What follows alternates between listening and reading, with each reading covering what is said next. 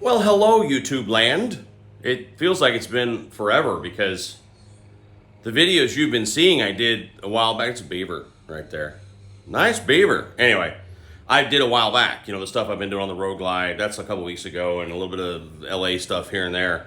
I did those a while back. And what I've been doing while you've been seeing those videos drop, besides live streams and that kind of wonderful stuff that it's like I broadcast for the nation, it's the chopper. And there's a lot done. There's a lot to be done. And at this point, I would say there's a 50% chance it'll be in Daytona. But let's talk about how this bike has broken my soul a lot of times. So, if you're new to the channel, welcome. If you're a long-time viewer, love you to death. If you're not sure of me, I'm not sure about you. Let's just leave it at that. So I've been working on the chopper every day since I got it back from paint. Chopper Carl painted the rear fender, frame, and tank. He's going to paint the front fender, even though I'm not going to use it, just because it's nice to have a whole complete body, you know. But he took the tank back because he's such a perfectionist. He's like, I want more clear, so I don't have the tank, but that's okay. Like, the last thing that's going to go on this bike is the tank. You're going to plumb it and wire it, and I can fill the bowl with a little gas and hit the bang bang button and, you know, see if she turns over without a tank. So no big deal, and I should have that today, tomorrow. But I digress. What have I done? And then we'll take a little tour. A lot. Like, we're ready to drop the motor in. I'll show you. So what you got here, ladies and gents, is a roller, as they call it. So what we got, the bars are on. Those are my rabbits. I put the headlight on last night just because I wanted to see it kind of looking like a motorcycle. It's just sitting on there, bolted on. Front wheel is mounted with the rotor. I had a little issue, you the shavings, with the front brake. So I was doing a custom application performance machine front brake and ran into a fatal error. Blue screen of death. I wish I knew how to throw that up in this video. Maybe I do. Anyway, basically it doesn't line up with the rotor because it's not as shimmable as you would call most front calipers. It just would not work. So what I'm going to do is figure out an alternative solution. But the wheel is on, and look, it even turns. So it looks great. I'm excited. Chrome forks are on. She's spaced right. All that stuff's in good order. I have a fork brace coming that I'm going to run instead of a front fender, just to give me some rigidity in the front, but not quite a full fender kind of look. But again, like I said, I'll have a front fender, but I just ain't going to run it. In the rear, it's just perfection. The rear is, the wheel's not lined up, so someone might say, is that straight? No, it's not straight. It's sitting like that. But you don't really want to mess with that stuff until you're putting the chain on and all that, because you're going to be realigning and setting the distance. And so what I did was put all the spacers in right. Performance machine rear brake went on like a charm. Don't look at that chip in the paint. That was going to happen because basically the brake just rides on the frame. It's going to happen. We're going to touch it up. It's going to be fine. But there's a little section of badness right there because that brake, brake bracket just sits right on the frame. So the axle is through. She spins nice and free, even though she's sitting in the frame crooked right now.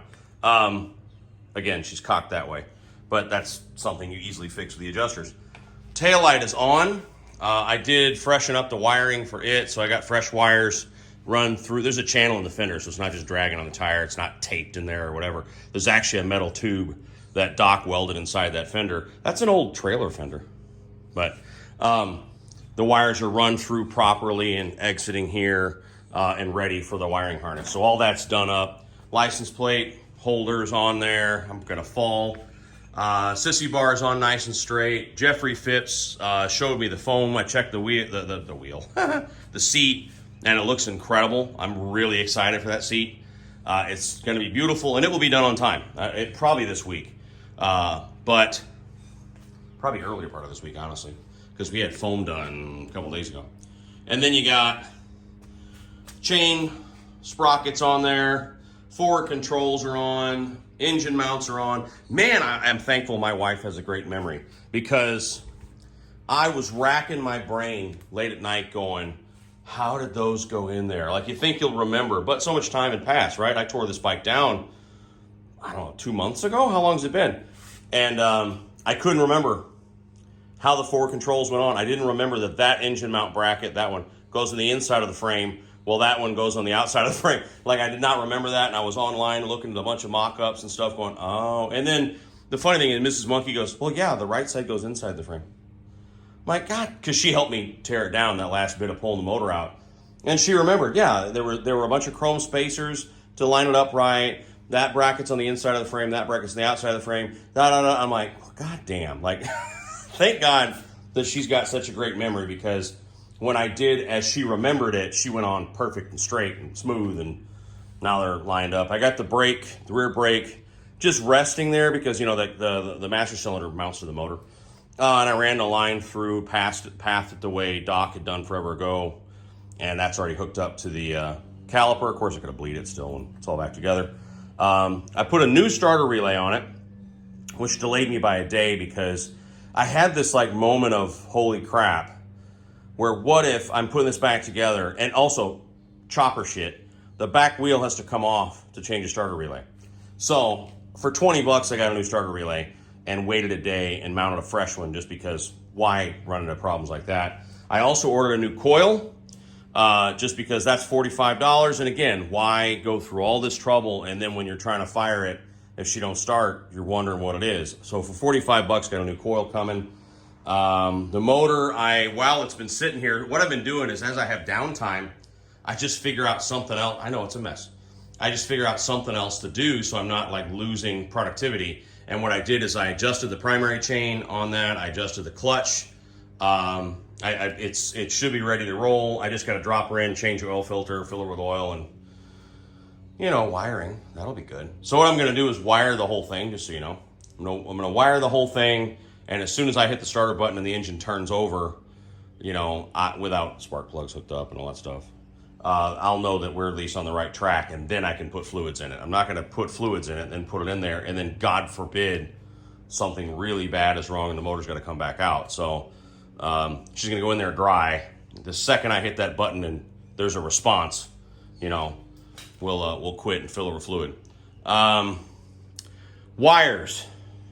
It's a 2-wire taillight, which is not uncommon. You know, you can wire that in for run and brake. That's all I'm running is a run light and brake light. No turn signals, nothing like that. And that's the only light. Is that legal? I don't know. The seat, I forgot to clarify, is a full old school 60s, 70s King and Queen. Like, it's handmade. The pan was handmade by Quality Handmade Cycles in Palm Beach. And then Jeffrey Phipps is high density foaming it and covering it with a really cool diamond stitch, you know, vinyl. And it's going to do the whole whoop and ride all the way to the top of Sissy Bar. So it'll be a proper King and Queen. The tank is a Frisco style, you know, a nice shorty. It's like a 2-gallon. The paint job is beautiful, absolutely incredible. So I'm really excited. The bike has earned a name, as you can see some of this amazing detail that's in the paint. Unfortunately, this is going to be covered by the battery. So it's kind of an 80s style build in that the battery carrier sits here and the oil tank's on the other side. So you're not going to see that spine, which is unfortunate because it's just a beautiful paint job on it. But you'll see that one because there's a nice gap. The tank ends here. Seat doesn't start till there, so that's right out in the open. But she's beautiful. I love the neck. But what I was going to say about wiring, she got a 2-wire rear and a 5-wire headlight. I mean, I'm not a wiring guru. I'm not even a wiring novice for that, you know. But we got to figure it out. I don't know why the damn headlight has 5 wires. I do not understand that. Maybe you just don't use them all. Somebody comment. So we got blue, green, white, black, brown. I mean, really, we should have 3 wires, right? You got positive, negative, high beam. I don't understand why there are 5 wires in the headlight, but whatever. It's the one I'm running because, as you can see, it's badass. But yeah. Oh, I'm just trying to give you an update here. One of the things that had made me so nervous for so long that we talked about in the live streams is, as you can see, the rear tire fits. That is an old-fashioned 5-inch, 16-inch wheel, 5-inch tire, and it's sitting cocked-eye. It's actually clearing, and it's sitting cocked-eye in the frame right now. But it clears. We were really worried that it was going to clear the Sissy Bar, the frame, everything. I mean, like, I've spun it up and there's zero drag anywhere. It's fine and dandy, and it's sitting in there crooked, so it'll be even better when he lined up. But yeah, I stood there forever looking at that tire. I stood there forever looking at that tire going, what the hell is wrong? It's still not straight. I'm standing at the back of the bike going, something's wrong. Even though I realized the wheel actually was, I'm like, what is going on? Taillight's crooked. Not a damn thing I can do about that. Like, when Doc drilled those holes 25 years ago, no. Yeah, they're crooked. I mean, I'm not going to re-drill it's just barely, I'll show you to me. Yeah, the taillight is wonk, like that, just a little bit on the fender. And you can see even Carl lined up the paint on the taillight holes nicely, but when she's all installed, there's no movement. I'd have to like take the taillight off and route out the holes, and I'm just not going to do that. It's not a deal breaker. But yeah, the taillight is slightly crooked. That's supposed to be, I think, a 34 Ford taillight. I'm sure it's not. It's a knockoff, but it's probably decent quality. These things that was done 25 years ago. But there she is. That's where we are. Today is President's Day, Monday. Thankfully, I had the day off for some reason. We actually have the day off in my company. So I'm working on this all day. The wife is working today, but thankfully from home. So the goal is to drop the motor in this afternoon, bolt her up, and then it'll be, we'll start wiring. I'm not going to put the, well, I have to, right? It's a battery carrier. Anyway, I'll start wiring, if not tonight, then tomorrow. And I mean, I don't know. There's a whole lot of variables, man. Like things like the front wheel, when I put them on, I had to figure out the spacers. Didn't have the right spacers because the hub is a different size in that wheel as it was on the sporty wheel that was on it when it was, originally built in 2000. So when I changed the wheel, I had to change the spacers.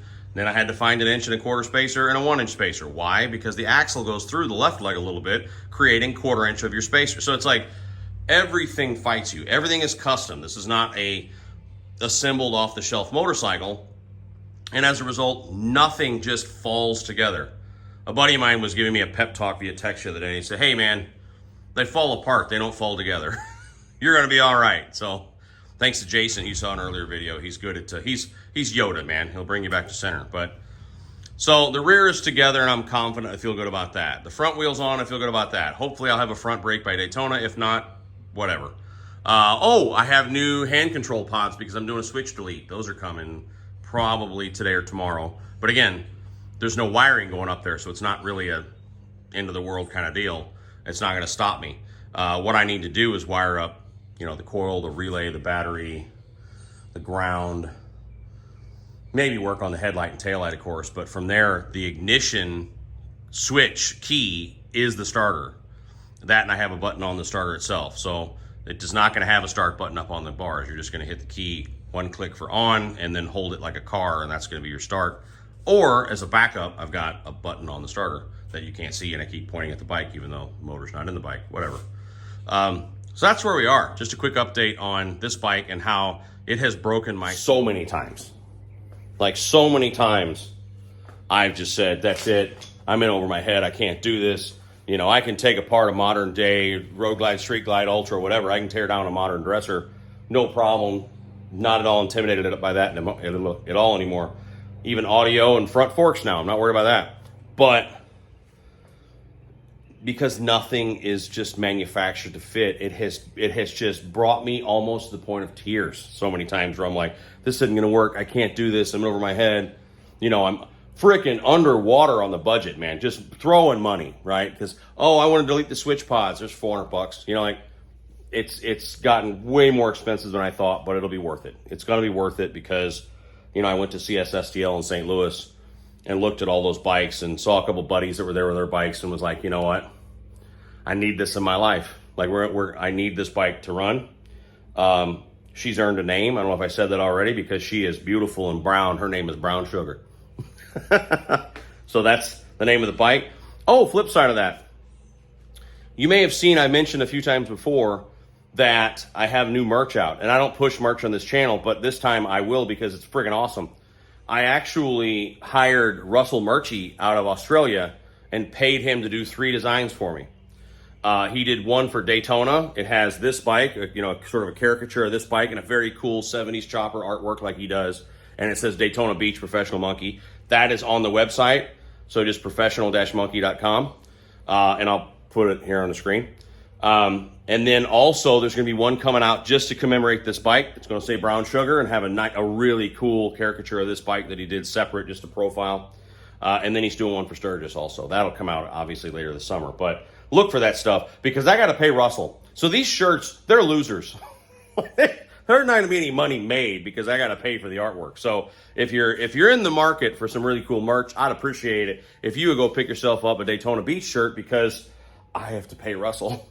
Anyway, so that's it. I'll give you one last look at the girl here, and then I'm going to get back to work. I'm doing that because you have no idea how much work I have in that wheel. Also, besides the fact that I realized it wasn't right, put the bike all the way up, strapped her down, and then had to do the last little bit by lifting the wheel that far off the ground, which is not how you do it. But there she is. There is Brown Sugar in all her glory. And I'll give you one last look at the paint, and then I got to get back to work, boys, if we're going to have this in Daytona. The seat's going to cover that, so that's just a little bit, you'll see. But there she is, out in the sun. She's going to be a thing of beauty. One last thing before I go. The schedule for Daytona. I leave for Daytona on Tuesday the whatever. I have to work from there, so I won't see anybody on Wednesday or at all on Wednesday, because I'll just be working the real job from inside my rig. I just go a day early so that I'm set up and ready to go. Thursday, I will be at Tropical Tattoo for chopper time, whether this is done or not. Just so you know, if this isn't done, I'm still going to Daytona. I'll just load up my Road Glide, and it is what it is. So Wednesday, I do have to make one run with the old man, but that's not, if you see me, you see me. We're not doing anything that day. And then I got to work. And then Thursday, I will be at Tropical Tattoo, chopper time show. Friday, we'll be all over. Wherever Cycle Source is, probably we'll do that Friday. Saturday, Sunday, just be fun. Sunday going home. Sunday, just be fun. But Wednesday, where I'm going, by the way, Wednesday I'm going, I mentioned this before, to the Fairing Exchange at Destination Daytona in the morning. He's going to put 18-inch bars on my Road Glide, and he's going to put a painted inner fairing on Old Man Monkey's trike. But it's just going to be going there, seeing Paul, shooting that video, him doing the bars, and then again, I got to get back to the rig and get back to work probably that whole evening. But that's it. I love you all to death. You have no idea what it means to me that you guys support this channel and watch it and just hit subscribe and all that stuff. Just because I wouldn't have gone down this rabbit hole without y'all. When, this channel created my friendship with Chris and Heather at Cycle Source, and Drew and Chris and Bill Simpson, and all these amazing chopper builders that have become buddies. And you all have what sort of propped me up to say, if you can build that, you can build this. And here I am. It remains to be seen if I'll get her done, but I'm proud of this thing because it's just me. Carl painted it, but it's just me. So if it's crap, my fault. Love you all to death. Take care of each other out there. We'll talk real soon. Bye.